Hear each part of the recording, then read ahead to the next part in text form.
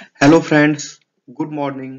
आप सभी का स्वागत है हमारे YouTube channel Wiz Art classes पर। ये जो है हमारा द हिंदू एडिटोरियल वोकैब का क्लास है। ये क्लासेस जो है हमारे चैनल पे रेगुलर होती है।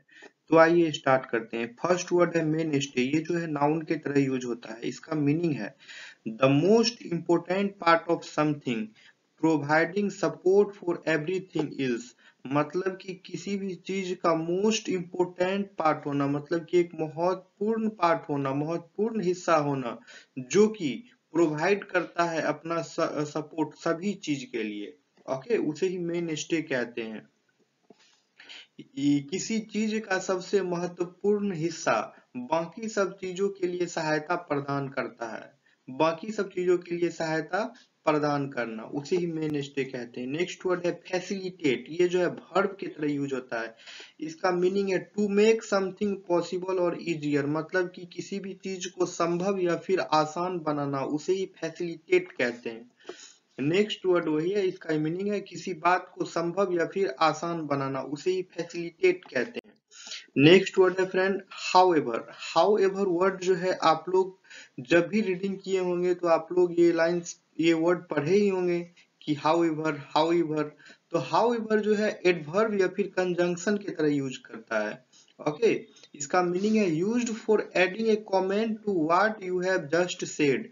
मतलब आप जो चीज बोले हैं उस पे कुछ अपना कमेंट्स ऐड करना। हम लोग ऐसे बोलते हैं ना, कुछ बोल के हाउ एवर बोल के फिर कुछ नया वर्ड बोलते हैं, तो वही हो गया, कुछ नया कमेंट्स को ऐड करना, नया कमेंट्स को जोड़ना। ठीक है, उसे ही हाउ एवर कहते हैं। इसका हिंदी मीनिंग है अभी कही बात के साथ कुछ और कहने के लिए प्रयुक्त, यानी तथापि या तो भी, या फिर आप इसे हालांकि भी कह सकते हैं। ओके, नेक्स्ट वर्ड है रिलाई ऑन। ये जो है फ्रेजल वर्ब है। इसका मीनिंग है टू ट्रस्ट समवन और समथिंग और to expect him her it to behave in a particular way. Rely on जो है ये फ्रेजल वर्ब है। इसका मीनिंग है टू ट्रस्ट समवन और समथिंग और टू एक्सपेक्ट हिम। मतलब कि किसी पे आप विश्वास कर रहे हैं या फिर आप किसी से कुछ उम्मीद करते हैं, ठीक है, उसे ही रिलाई ऑन कहते हैं। इसका मीनिंग है किसी पर या किसी चीज पर भरोसा करना, या फिर उससे या उससे या किसी विशेष तरीके से व्यवहार करने की अपेक्षा करना। मीनिंग वही है, किसी पर किसी चीज पर किसी पर या किसी चीज पर भरोसा करना, या फिर उससे किसी चीज की अपेक्षा करना, उसे ही रिलाई ऑन कहते हैं। नेक्स्ट वर्ड है इम्ब्रेस। ये जो है वर्ब की तरह यूज होता है। इसका मीनिंग है टू एक्सेप्ट समथिंग इंथुजियास्टिकली। मतलब कि किसी बात को उत्साह पूर्वक ग्रहण करना। मतलब कि किसी भी चीज को जो हम एक्सेप्ट कर लिए एकदम खुशी से, इंथुजियाज्म से, उसे ही कहते हैं इम्बेरेस। नेक्स्ट वर्ड है वर्दी। ये जो है एडजेक्टिव की तरह यूज होता है। इसका मीनिंग है डिजर्विंग रिस्पेक्ट, एडमायरेशन और सपोर्ट। मतलब कि रिस्पेक्ट डिजर्व करना, एडमायरेशन डिजर्व करना, या फिर सपोर्ट डिजर्व करना, उसे ही वर्दी कहते हैं। इसका हिंदी मीनिंग हो गया वही, योग्य, सम्मान, प्रशंसा या फिर समर्थन। नेक्स्ट वर्ड है कर्व। ये जो है वर्ब की तरह यूज होता है। इसका मीनिंग है टू लिमिट और control something, specially something bad. मतलब किसी चीज पे जो है कंट्रोल करना या फिर लिमिट लगाना, स्पेशली समथिंग बैड, खास करके जब वह चीज बुरा हो, उसे ही कर्व कहते हैं। हिंदी में देख लीजिए, किसी बात विशेषता बुरी स्थिति पर रोक लगाना या फिर नियंत्रण में लाना, उसे ही कर्व कहते हैं। नेक्स्ट वर्ड है रीस्ट्रेंट। ये जो है नाउन की तरह यूज होता है। इसका मीनिंग है the quality of behaving in a calm और कंट्रोल्ड वे। मतलब कि वो क्वालिटी होना जो हम बिहेवियर जो कर रहे हैं एकदम काम वे में कर रहे हैं, एकदम शांति पूर्वक कर रहे हैं और एकदम कंट्रोल्ड वे में कर रहे हैं। ओके, एकदम नियंत्रित तरीके से अपना बिहेवियर कर रहे हैं, उसे ही रीस्ट्रेंड कहते हैं। और रीस्ट्रेंड जो है नाउन के तरह यूज होता है। इसका मीनिंग वही है, शांत या नियंत्रित व्यवहार या फिर संयम रखना, उसे ही रिस्ट्रेंट कहते हैं।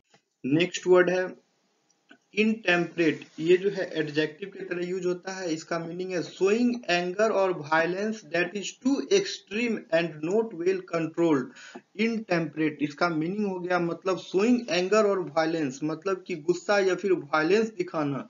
दैट इज टू एक्सट्रीम मतलब बहुत ही एक्सट्रीम है, मतलब बहुत ही ज्यादा है, बहुत ही एक्सेस है।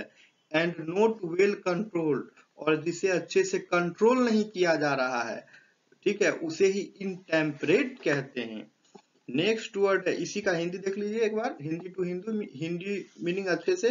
क्रोध या हिंसा दिखाना जो बहुत चरम सीमा पर है, ओके, और अच्छी तरह से नियंत्रित नहीं है, उसे ही इनटेम्परेट कहते हैं।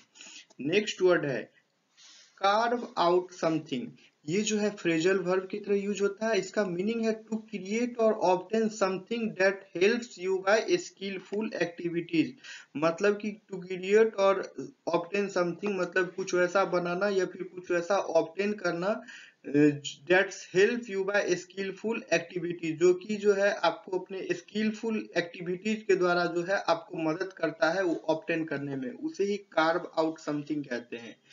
कुछ ऐसा बनाने या पर्याप्त करने के लिए जो कुशल गतिविधियों से आपकी मदद करे, उसे ही कहते हैं कार्व आउट समथिंग।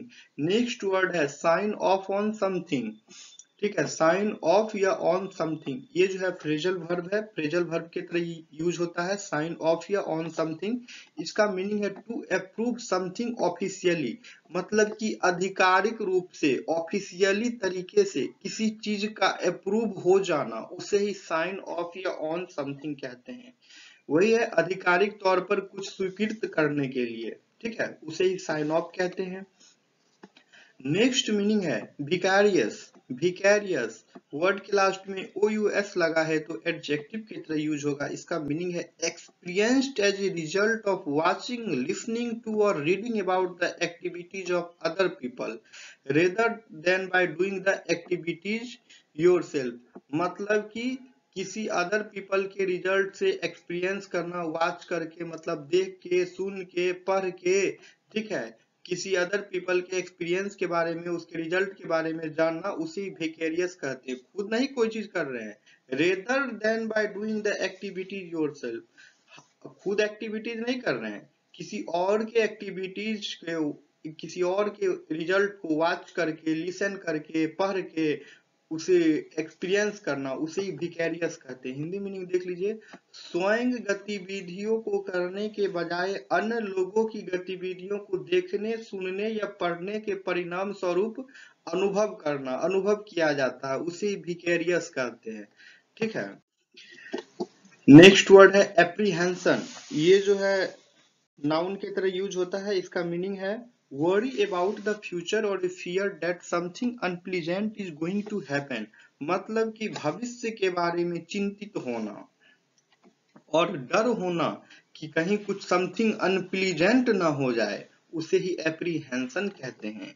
इसका हिंदी मीनिंग देख लीजिए, भविष्य के बारे में चिंता करना, यह इस बात का डर कि कुछ अप्रिय होने वाला है, उसे ही एप्रीहेंशन कहते हैं। नेक्स्ट वर्ड है टॉट। नेक्स्ट वर्ड है टॉट, ठीक है, ये नाउन की तरह यूज होगा। इसका मीनिंग है an action that is wrong but can be dealt with in a civil court rather than a criminal court. मतलब कि एक एक्शन है जो कि गलत है लेकिन फिर भी एक आपराधिक अदालत के बजाय एक दीवानी अदालत में निपटा जा सकता है। मतलब कि कोई कार्रवाई जो है, कोई एक्शन जो है गलत है, लेकिन एक आपराधिक अदालत यानी कि एक क्रिमिनल कोर्ट के बजाय जो है उसका फैसला, उसका कार्रवाई जो है दीवानी अदालत यानी कि सिविल कोर्ट में भी निपटाया जा सकता है, उसे ही टॉर्ट कहते हैं।